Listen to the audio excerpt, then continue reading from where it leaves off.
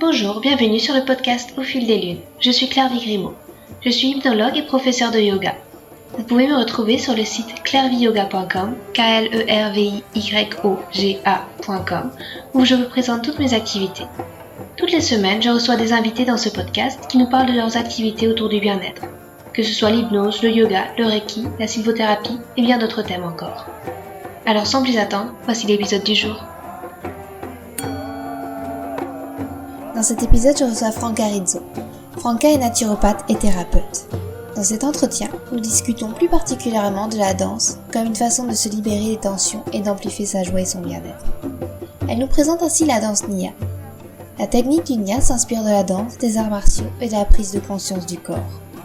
La personnalité de Franca, surnommée Franca Magica par ses élèves, fait la synthèse de toutes ces disciplines en y ajoutant son énergie si communicative pour transformer le mouvement en une voie vers le bonheur pur et simple. Afin de guider ses élèves dans une autre expérience du mouvement, Franca a aussi inventé la Chi Dance. C'est une danse méditative dont le but est de plonger les participants dans des espaces où on peut lâcher prise et se centrer sur le moment présent. Dans ces ateliers de plusieurs heures, invités au mouvement sur des musiques hautement vibratoires, les participants se laissent guider par leurs sens et leurs émotions. Ils ont ainsi accès à une voie privilégiée vers leur essence intérieure et leurs intuitions profondes. Un épisode à écouter avec tout son corps. Et une fois notre discussion terminée, vêtez votre musique préférée, déchaussez-vous et faites quelques pas de danse. Bonjour Franca, je suis enchantée de te recevoir. C'est Catherine, c'est une amie qui m'avait fourni ton contact à propos d'un message que j'avais posté sur mon groupe Facebook sur la danse. Elle m'a dit ça me fait penser à Franca, tu devrais la contacter, elle enseigne le Nya. Alors est-ce que tu pourrais peut-être d'abord nous parler un petit peu de toi, de ton parcours, pour que les auditeurs apprennent à te connaître? Oui, d'abord je voudrais te dire merci de m'inviter à parler justement du Nya et de la danse qui pour moi justement est trop peu connue. Donc le Nya, au départ, il faut savoir que ça part de l'aérobic, mais vraiment très très loin maintenant de l'aérobic, hein. Il y a plus de 35 ans, où les personnes qui donnaient ces cours-là se sont rendues compte que c'était bien, c'était intéressant pour tout ce qui était cardio et pour avoir une remise en forme. Mais ils se sont rendus compte qu'il y avait quelque chose au niveau du corps qui s'oubliait, quelque chose qui était respectueux au niveau du corps qui s'oubliait. Et ce qui s'est passé, du coup, ils ont été chercher dans les arts martiaux, dans les prises de conscience corporelle. Et avec ça, ils ont vraiment, donc dans les prises de conscience corporelle, ils ont été chercher, on va dire, 9 formes très différentes, dans lesquelles on trouve les arts martiaux, les prises de conscience corporelle et la danse. Et l'objectif, c'était vraiment d'amener quelque chose qui soit complet pour la personne. Donc, autant qu'on puisse bouger, axer tout sur le cardio, mais derrière ça aussi, avoir quelque chose qui va vraiment respecter l'harmonie du corps, qui a besoin autant d'être, on va dire, bien dans ce qui est relaxation, repos, que dans le dynamisme.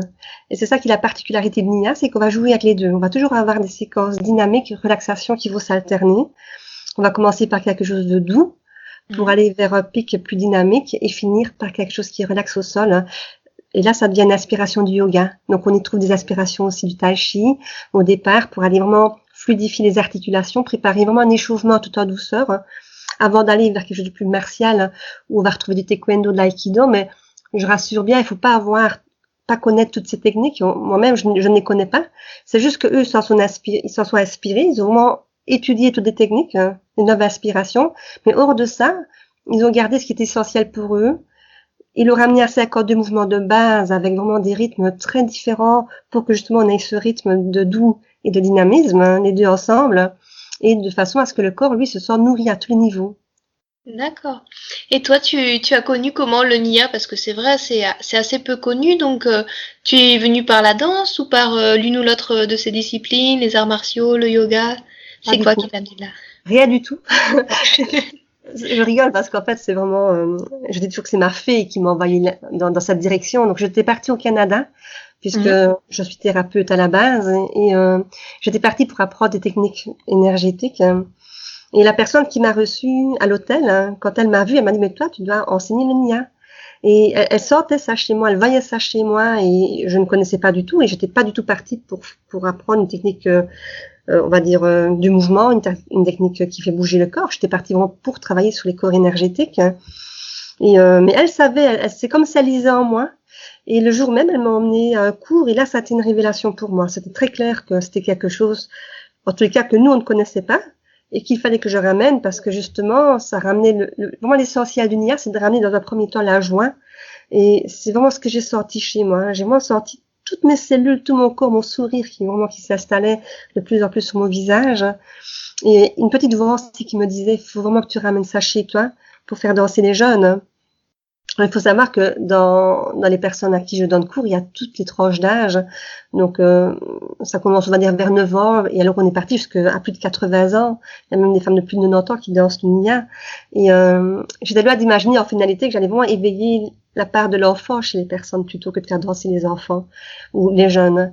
Et c'est vraiment ça aussi le Nia. C'est vraiment permettre aux personnes qui viennent danser d'éveiller leur part d'enfant à l'intérieur d'eux-mêmes, on va dire, d'éveiller l'insouciance de l'enfant. Et voilà, donc c'est vraiment cette découverte par mon ami Sherzat au Canada qui a fait que je me suis lancée dans cette aventure depuis 12 ans maintenant. Et du coup, c'est sur quel type de musique qu'on danse? Il y a toutes ces traditions, c'est sur de la musique indienne, chamanique, de la musique plus occidentale peut-être Alors c'est très surprenant le Nia parce qu'en fait il y a toutes les couleurs musicales. Hein. On peut autant avoir de la musique, on va dire orientale, la musique justement plus avec des percussions ou de la musique avec des notes de piano, de la musique techno aussi. On peut avoir du jazz. L'idée c'est vraiment qu'on va nourrir tous les centres énergétiques, tous les chakras. Il faut vraiment que dans une seule séance tous les chakras soient nourris pour que la personne justement au niveau vibratoire, au niveau du son puisse être nourrie dans toutes ces dimensions. Donc, on va vraiment faire en sorte qu'il y ait un équilibre dans les musiques. Et ce qui est intéressant, c'est que dans une seule séance, on a plein des personnes différentes et une musique va vibrer et pas une autre. Et l'importance d'avoir des musiques très variées dans une seule séance va permettre de nourrir chaque personne aussi qui est là. Donc, il se peut qu'une personne n'aimera peut-être pas un type de musique, mais qu'une autre personne va aimer ce type de musique-là. Et le fait d'amener beaucoup de variétés dans une seule chorégraphie, beaucoup de couleurs musicales du monde entier, ça va vraiment nourrir autant tous les centres énergétiques, autant, j'ai envie de dire, chaque personne qui se trouve dans le groupe. D'accord. Et du coup, le public, c'est vraiment très large, il n'y a pas de public spécifique, à tout âge on peut pratiquer? Donc moi, j'ai envie de dire que pour ce que je propose, il faut minimum 9 ans. D'accord. Et alors après, c'est non, enfin, c'est jusqu'à ce que la personne puisse vraiment tenir dans le mouvement. Quand je dis ça, c'est que j'ai eu des personnes de 84 ans qui sont venues, mais qui malheureusement leur corps a donné des limites. Donc j'ai envie de dire, il y a des personnes par contre dans d'autres pays qui dépassent les 90 ans. Donc ça va vraiment dépendre de la personne jusqu'où elle peut aller dans son corps, jusqu'où son corps va supporter de bouger. Il faut savoir que c'est pas un cours adapté à une tranche d'âge, c'est vraiment un cours qui est offert à n'importe qui. Donc il faut vraiment que la personne qui vient à notre cours puisse s'adapter à ce qui est proposé. Il faut savoir qu'il y a aussi le Nia Moving to Heal que j'ai fait tout un temps, qui est vraiment un cours adapté pour les personnes qui ont soit des maladies ou soit comment est-ce que dire, des limites, ou bien comme je disais, des personnes plus âgées. Mais ça demande alors du coup vraiment un cours adapté suivant le public qui est là. Mais ce fait qu'à mes cours, j'ai un mixte de tous les styles et de tous les niveaux, au niveau de ce que les personnes peuvent faire, suivre. Donc du coup, j'ai fait en sorte que autant les personnes qui ont une faiblesse au niveau du mouvement puissent l'intégrer, mais autant que les personnes qui savent bien bouger puissent aussi y trouver leur compte. Donc j'ai fait un mixte. Mais c'est clair que s'il y a trop de limites, là, il faudrait trouver un cours qui soit adapté que pour ces personnes-là. C'est possible dans l'IA, mais ce sont des cours à leur faire à la carte avec ces personnes-là. D'accord. Et c'est vrai que j'ai l'impression que tu es une passionnée du mouvement aussi parce que tu proposes une discipline qui s'appelle la Shi-dance. Est-ce que tu pourrais nous parler un petit peu de ça aussi Oui. Donc la Shi-dance, ce sont des ateliers. Donc le Nia, ce sont des cours que je donne chaque semaine d'1 heure. La Shi-dance, ce sont des ateliers que je donne donc les dimanches de temps à autre. Souvent c'est une fois par mois, les dimanches, et c'est 6 heures. Alors, quelle est la différence entre le Nia et la Shi-dance? C'est simplement que la Shi-dance, en fait, il y a une part thérapeutique, il y a une part vraiment émotionnelle qu'on va aller travailler, tandis que le Nia, c'est vraiment remettre l'énergie en mouvement dans le corps, avec une chorégraphie, avec des mouvements qui s'enchaînent, tandis que la Shi-dance, ça part d'une danse libre. Et quel est l'intérêt de partir en danse libre de l'Ashidan? C'est que si on est toujours à me regarder au niveau du mouvement, ce qu'on fait avec le Nia, l'objectif d'un Nia, c'est de mettre en mouvement et de relancer l'énergie au travers des organes, au travers de plein des systèmes du corps, hein. Tandis que l'Ashidan va permettre d'aller toucher des émotions. Et si j'amène les gens à me suivre dans un mouvement, ils ne vont pas pouvoir écouter leurs émotions, ils ne vont pas pouvoir aller vraiment à la rencontre de leurs émotions. Et avec l'Ashidan, j'amène aussi des thématiques. Donc, par exemple, quand c'était la saison du foie, quand c'était donc le printemps, j'ai mis la colère, par exemple. Donc là, j'ai amené vraiment toute une couleur musicale spécifique, autant en chanson française, autant dans le choix musical que j'ai choisi, spécifique avec la thématique, pour vraiment éveiller la colère et pouvoir verbaliser les émotions qu'on peut ressentir au travers de ce que je laisse expérimenter. Et s'il y a une chorégraphie derrière, on ne peut pas aller toucher les émotions. On est trop dans le contrôle de ce qui se passe. Tandis que moi, ce que je veux, c'est lâcher prise pour aller vraiment toucher plus en profondeur et pouvoir mettre des mots là-dessus dans un groupe. Donc, il y a beaucoup d'espace où on va aussi partager le ressenti. Et au travers de ce qui se partage dans le groupe, ça va permettre aussi de mettre des mots sur des choses qu'on n'a peut-être pas pris conscience, j'ai envie de dire. Et au travers du groupe, des fois, une personne va mettre des mots sur quelque chose qu'on a ressenti, mais qu'on n'a pas pu mettre en mots. Et le fait d'entendre quelqu'un qui dit quelque chose qu'on a pu sentir, ça permet de conscientiser davantage, de libérer davantage. Donc ça, c'est l'avantage du Nia, de l'Ashidance, c'est vraiment permettre d'aller libérer des émotions on va dire, dans une voie corporelle et pas mentale. Et après, on peut faire un travail mental. Et du coup, chacun danse librement individuellement, mais tu ressens aussi l'énergie du groupe. Est-ce que les individus s'influencent mutuellement le fait d'être dans le groupe, peut-être? Oui, il y a ça. Donc, il y a ça, mais il y a aussi, donc, il y a quand même mes influences du Nia qui restent quand même, où j'amène quand même par moment une guidance. Alors, dans quel but est-ce que je fais ça? Donc, pour les personnes, par exemple, qui connaissent un petit peu les méridiens, il y a des méridiens qui sont plus propices pour aller travailler justement l'énergie du foie. Donc, je vais amener des mouvements qui vont permettre de libérer les émotions au travers de ce courant d'énergie qui passe au travers de ces méridiens. Donc, il y a quand même, j'ai envie de dire, une guidance au niveau des mouvements pour aller libérer des zones que j'ai définies au départ. Et puis alors aussi pour aller bouger là où on ne bougerait pas naturellement dans une danse libre. Parce que dans une danse libre, on a tendance à faire souvent le même mouvement, le même type de danse. Et du coup, on n'a pas bougé là où l'énergie pourrait circuler davantage. Donc, je vais comme intégrer, j'ai envie de dire, un ensemble, on va dire plutôt une guidance, de façon à ce que l'ensemble du groupe puisse quand même lancer une nouvelle énergie, ensemble, tous ensemble. Donc, c'est libre, mais en même temps, il y a comme par moment de la guidance pour justement amener quelque chose de spécifique, qui va faire qu'à nouveau on peut en groupe se sentir tous en groupe, sentir l'énergie qui va porter aussi. Et ça, c'est intéressant aussi dans le sens que le fait d'avoir cette influence du groupe, ça nous permet d'aller plus loin aussi dans ce qui se passe. Par exemple, pour la colère, il m'est arrivé de les faire toutes sortes de sons. Et c'est clair que d'entendre quelques personnes qui osent exprimer un certain son, qui est justement de libération, ça nous permet d'oser aussi, de pouvoir nous lâcher des choses qu'on retient habituellement. Mais ça peut être pareil pour le mouvement. Le fait de voir des personnes qui vont plus loin dans un mouvement ou que je les incite à aller plus loin dans un mouvement, on va oser peut-être dans quelque chose qu'on ne connaissait pas jusque-là. D'accord.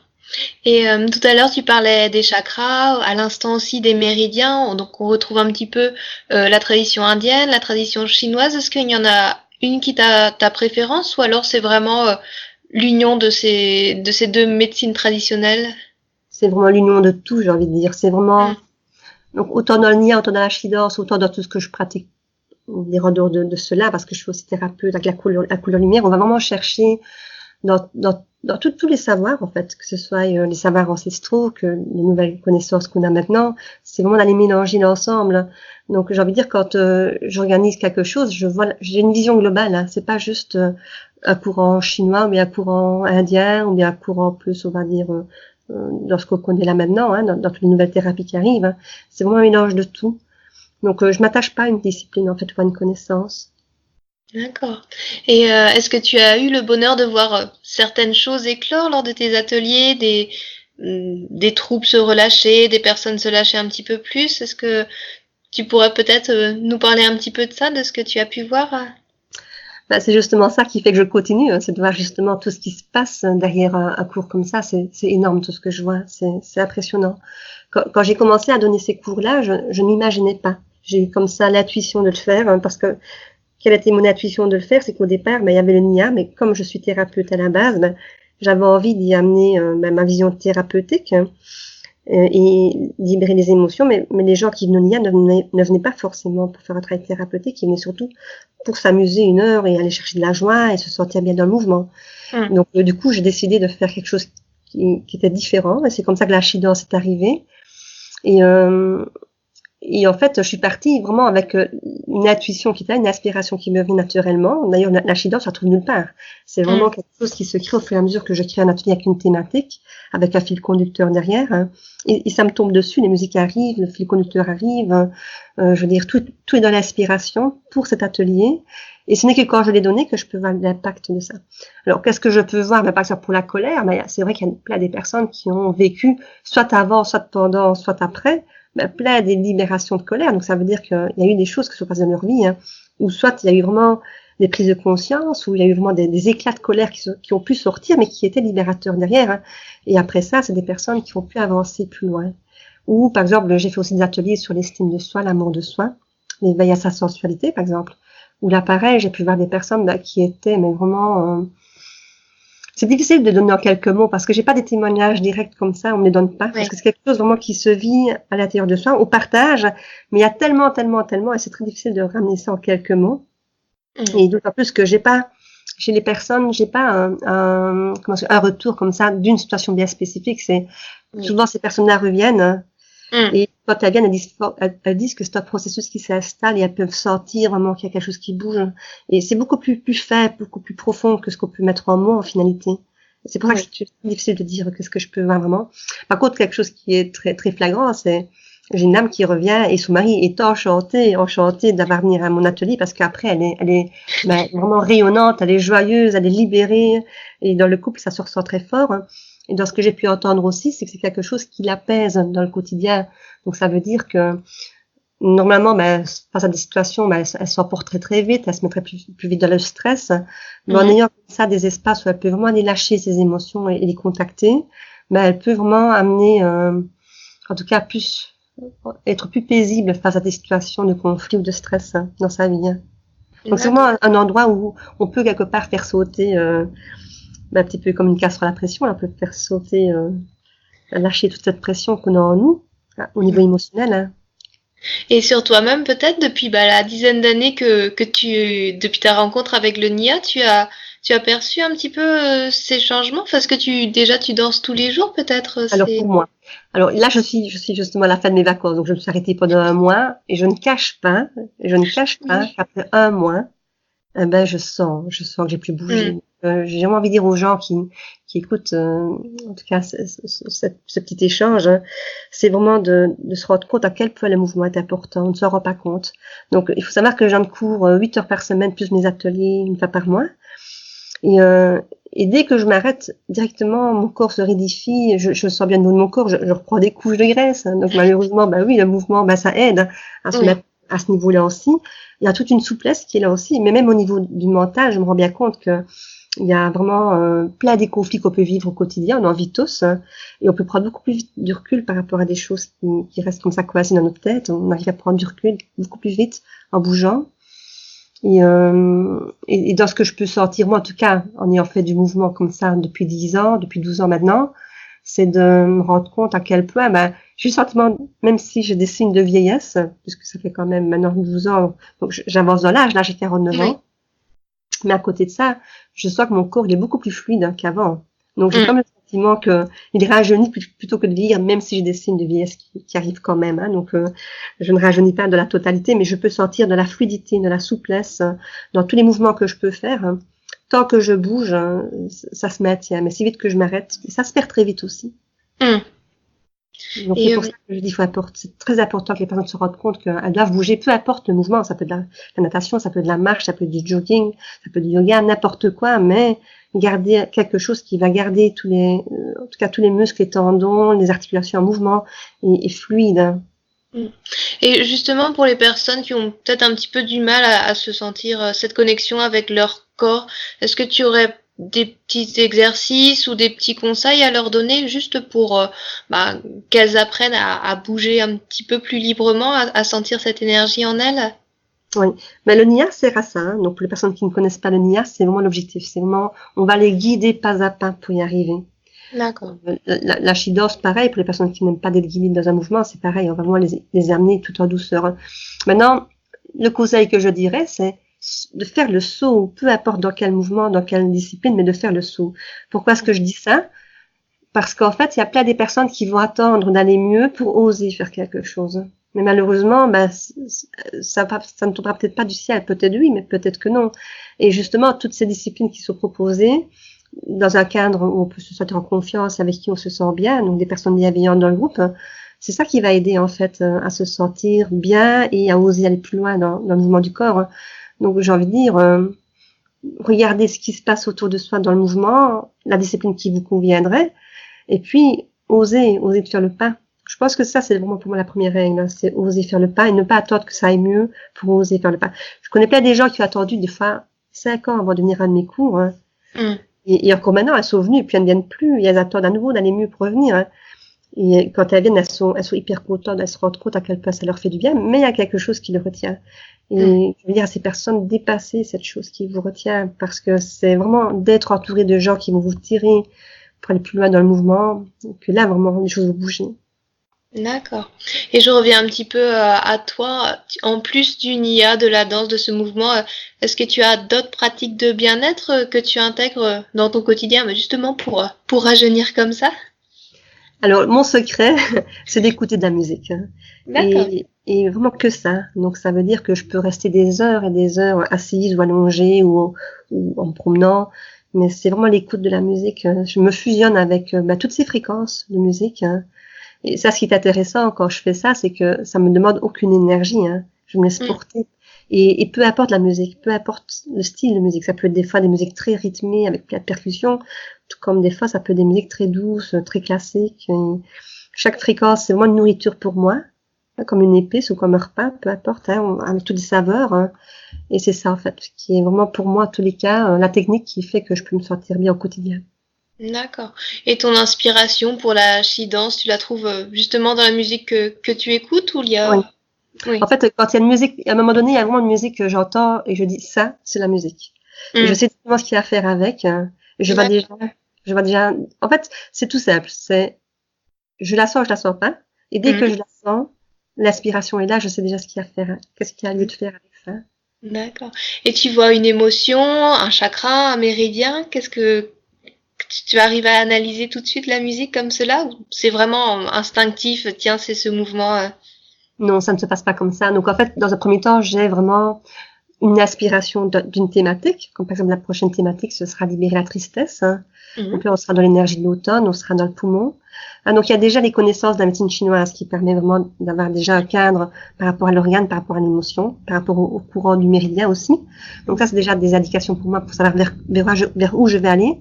Je vais utiliser aussi du coup des chansons françaises où on va vraiment éveiller la tristesse. Fois même d'en pleurer. Le but, c'est vraiment que les personnes puissent même lâcher des larmes dans la séance. Et elles sont totalement OK avec ça. Elles viennent justement pour ça, parce que c'est ce qu'elles veulent. Donc, je vais vraiment aller dans l'extrême, dans le choix musical, pour permettre à ces émotions, en tout cas, de se manifester, de s'exprimer. Et une fois que j'ai ça, en fait, je vais collectionner toutes sortes de musique. Et une fois que j'ai ça, je vais créer un fil conducteur. Hein. Il y a une histoire qui se raconte. D'accord. Il vient naturellement. Et tout ça, je vais expliquer lors de la séance, et c'est ça qui va faire que quelque chose va se passer. Ok. Et après toute cette danse, il y a un petit peu un temps d'échange, tu disais, où les gens prennent la parole pour... Il faut savoir qu'il y a 6 heures dans l'atelier. On ne danse pas 6 heures, c'est pas possible, d'autant plus que j'ai beaucoup de personnes, justement, qui ne savent pas danser, qui ne dansent pas, qui ne bougent pas, qui ne sont pas forcément mes élèves du NIA. Hein, donc, c'est pas parce que je fais de la Chi-Dos que j'ai mes élèves du NIA, que du contraire, j'ai plus de gens qui ne viennent pas faire du NIA parce que c'est pas ce qu'elles recherchent, hein, elles veulent autre chose. Et c'est souvent des personnes justement qui viennent de loin aussi, qui viennent vraiment faire un travail sur elles-mêmes. Hein. Et l'objectif, c'est vraiment qu'on puisse tenir 6 heures. Donc il y a un petit goûter qui va être là, qui va nous permettre vraiment d'avoir une convivialité et aussi une mise en confiance avec les personnes qui vont être là pour tenir aussi les 6 heures, puisque ça commence à 1 heure pour finir à 19 heures. Donc ça permet vraiment ces échanges dans le temps de tenir le coup. Donc il y a aussi chaque fois il y a 3 étapes dans ce que je propose. Il y a une étape en chanson française, il y a une étape avec des musiques plus on va dire plus spirituelles ou plus profondes, et puis il y a une 3e étape où là on va aller dans on va dire dans des musiques très joyeuses, des musiques plus disco pour vraiment partir en joie, pour ne pas rester avec ces émotions qui nous collent. Hein. Et entre les 3 phases, alors là il y a vraiment des partages et je permets aussi aux personnes d'écrire éventuellement ce qui s'est passé parce que faut savoir que quand on est dans cet espace de la danse et de la musique hein, et de ses émotions, ben, on est en état alpha. Donc c'est ce dans quoi on se retrouve aussi quand on fait un travail sur soi plus en profondeur, dont le chamanisme que je propose aussi. On a accès à toutes sortes d'informations, mais qui vont très vite partir aussi. Donc l'objectif, c'est vraiment de pouvoir très vite recueillir ces informations-là, soit de les noter, soit de pouvoir directement en parler, parce que ça se perd après. Oui. Donc je profite vraiment du moment qu'on est tous ensemble pour aller explorer plus loin. D'accord.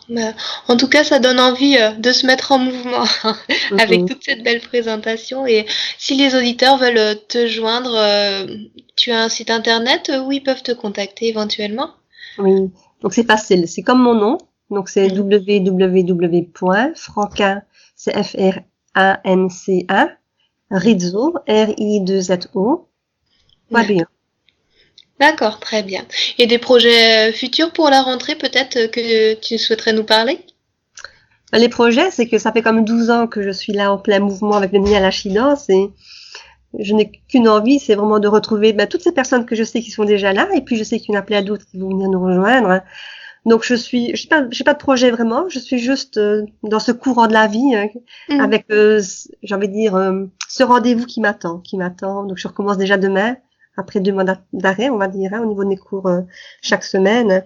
Par contre, un nouveau projet, c'est que oui, je vais retourner aux États-Unis faire ma ceinture noire 1er degré. Donc, 1er degré, c'est comme ici une première dan. Hein.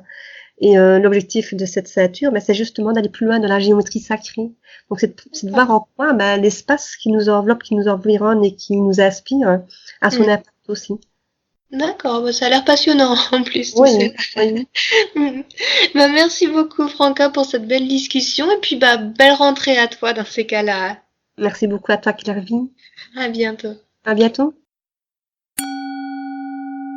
Un petit annoncement pour clore ce podcast. Vous trouverez sur mon site clairviyoga.com, KLERVIYOGA.com, tous les accompagnements disponibles en hypnothérapie et yoga thérapie. Je suis à votre disposition pour vous accompagner vers un mieux-être, que ce soit en présentiel ou à distance via Skype ou Messenger. Et si vous voulez vous amuser et vivre des expériences fascinantes, faites un tour du côté des Pyrénées-Atlantiques le temps d'un week-end.